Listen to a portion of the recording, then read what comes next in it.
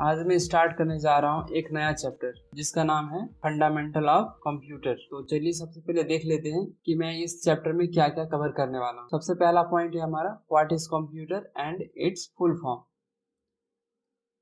दूसरा पॉइंट है हमारा हिस्ट्री ऑफ कंप्यूटर। तीसरा पॉइंट है क्लासिफाई द कंप्यूटर। चौथा पॉइंट है कंप्यूटर जनरेशंस। पांचवा पॉइंट है computer system, how computer work. 6 number point है operating system. 7th memory system. 8th input output devices. 9th point software evolution और computer applications.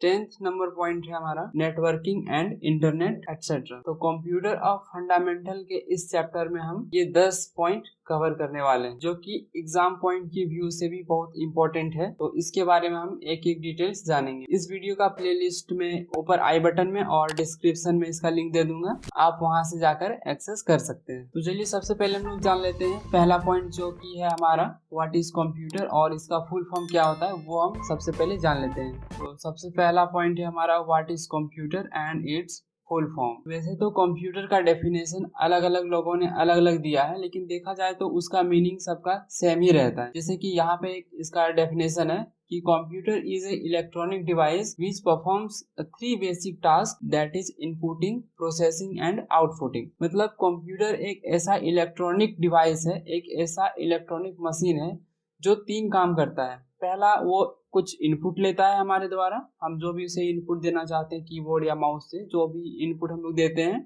फिर वो इंफॉर्मेशन जाता है हमारे सीपीयू में, सीपीयू में वहाँ पे प्रोसेसिंग होता है और प्रोसेस होने के बाद वो हमारे एलसीडी में आउटपुट दिखाता है। तो ये 3 बेसिक काम करता है हमारा कंप्यूटर और वो इलेक्ट्रॉनिक से चलता है। तो हम यहाँ पर एक और डेफिनेशन देख पा रहे हैं, उसका भी मीनिंग सेम ही है। तो चलिए अब हम देख लेते हैं कंप्यूटर का फुल फॉर्म क्या है। तो कंप्यूटर का फुल फॉर्म होता है C for commonly operated machine for particularly used in trade, engineer और एजुकेशन एंड रिसर्च। ये होता है कंप्यूटर का फुल फॉर्म। तो जैसा कि हमने ऊपर में देखा कि कंप्यूटर पहले इनपुट लेता है, फिर उसको वो सीपीयू में जाकर के प्रोसेस करता है, फिर जो भी प्रोसेस होकर के जो भी हमारा रिजल्ट आता है वो हमारा आउटपुट डिवाइस एलसीडी में हमारा शो हो जाता है। तो कंप्यूटर ये 3 बेसिक टास्क कंप्लीट करता है। कंप्यूटर के बारे में थोड़ा सा और हम लोग कुछ पॉइंट देख लेते हैं। जैसे कि ये पॉइंट कहता है कि the word computer comes from the word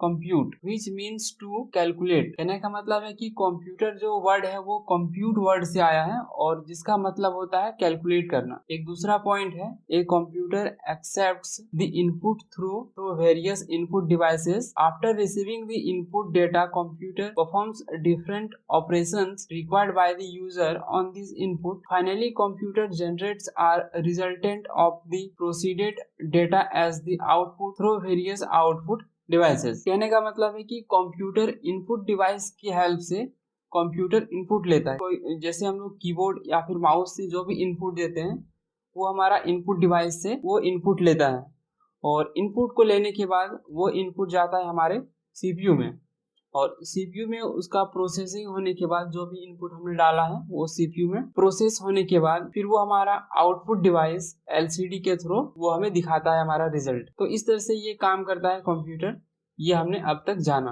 तो चलिए अब हम जान लेते हैं हिस्ट्री ऑफ कंप्यूटर के बारे में कि कंप्यूटर का हिस्ट्री क्या है। तो सबसे पहले आया था अबेकस, उसके बाद आया नेपियर बोन्स, उसके बाद स्लाइड रूल, उसके बाद पास्कल्स कैलकुलेटर, उसके बाद आया Lebanese multiplication and dividing machine, उसके बाद आया डिफरेंस इंजन, उसके बाद आया एनालिटिकल इंजन, उसके बाद आया मैकेनिकल एंड इलेक्ट्रिकल कैलकुलेटर और फिर आया मॉडर्न इलेक्ट्रॉनिक कैलकुलेटर।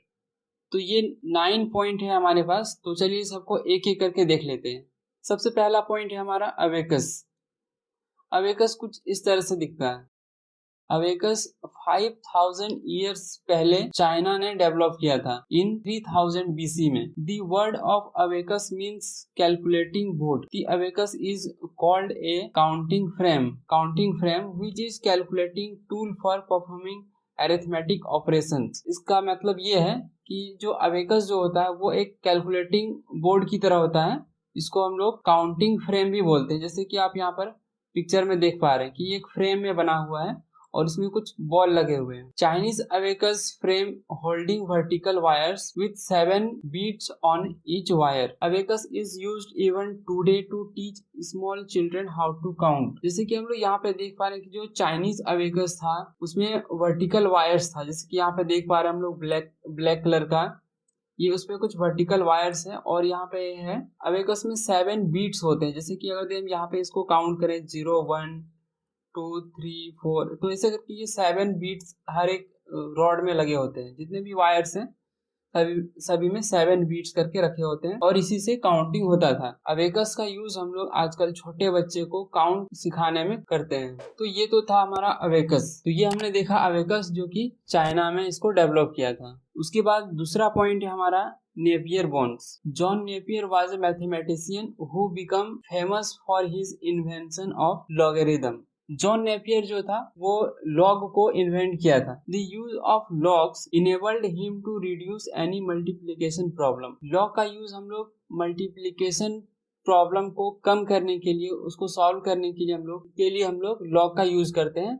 और जिसका इन्वेंशन किया था जॉन नेपियर ने, तो उसका नाम नेपियर बोन्स पड़ा। John Napier build a mechanical device for the purpose of multiplication in 1617 AD। John Napier ने मल्टीप्लिकेशन करने का ये जो डिवाइस नेपियर बोन्स था उसका आविष्कार 1617 AD में किया था। नेपियर बोन्स कुछ इस तरह से दिखता था। नेपियर बोन्स में 11 कॉलम्स थे और 9 इसमें रो थे और इसी की हेल्प से वो नेपियर बोन्स का यूज करके लॉग को निकाला जाता था। तो ये हमने देखा नेपियर बोन्स। अब हम देखेंगे तीसरा पॉइंट जो कि है स्लाइड रूल। स्लाइड रूल कुछ इस तरह से दिखता था। स्लाइड रूल को बनाया था जी गंटर ने। स्लाइड रूल जो मशीन था वो एडिशन, सब्ट्रैक्शन, मल्टीप्लिकेशन और डिवीजन का काम करता था। स्लाइड रूल की हेल्प से हम लोग ये 4 काम इस स्लाइड रूल की हेल्प से किया जाता था। तो ये था हमारा स्लाइड रूल। स्लाइडिंग रूल की हेल्प से क्विकली मल्टीप्लिकेशन और डिवाइड भी किया जाता था। 4 नंबर पॉइंट है हमारा Pascal's calculator. Pascal French mathematician थे जिन्होंने पास्कल कैलकुलेटर का इन्वेंट किया था। He developed a machine at the age of 19 that was capable of adding and subtracting numbers. Pascal calculator जो था उन्होंने 19 की एज में बनाया था और ये पास्कल कैलकुलेटर सिर्फ जोड़ और घटा ही सकता था। पास्कल कैलकुलेटर कुछ इस तरह से दिखता था जैसे आप यहाँ पर पिक्चर में देख पा रहे हैं। यहाँ पे पास्कल कैलकुलेटर में व्हील्स का यूज किया गया था और गियर्स का यूज किया गया था और सिलेंडर्स का यूज किया गया था। ये तीनों मिला करके पास्कल कैलकुलेटर बनाया गया था और ये पास्कल कैलकुलेटर किसी भी नंबर को जोड़ और घटाव कर सकता था। ये 2 काम ही करता था pascal calculator. 5th number point है हमारा Leibniz multiplication and dividing machine. Leibniz का ये मशीन पास्कल जैसा ही काम करता था। इसको 1673 में बनाया गया था। लीबनिज का मशीन कुछ इस तरह से दिखता था। पास्कल मशीन को ही थोड़ा और मॉडिफिकेशन करके इस लीबनिज मशीन को बनाया गया था। पास्कल मशीन सिर्फ जोड़ और घटाव कर सकता था। लीबनिज ने जो मशीन बनाया ये मल्टीप्लिकेशन और डिवाइडिंग भी कर सकता था। 6 नंबर पॉइंट है हमारा डिफरेंस इंजन। 1820 में चार्ल्स बेबेज ने डिफरेंस इंजन को बनाया और फिर उसके 10 साल बाद एनालिटिकल इंजन को भी चार्ल्स बेबेज ने बनाया, जो कि आज के मॉडर्न कंप्यूटर का एक अगला कदम था। वो चार्ल्स बेबेज को हम लोग कंप्यूटर का फादर भी कहते हैं।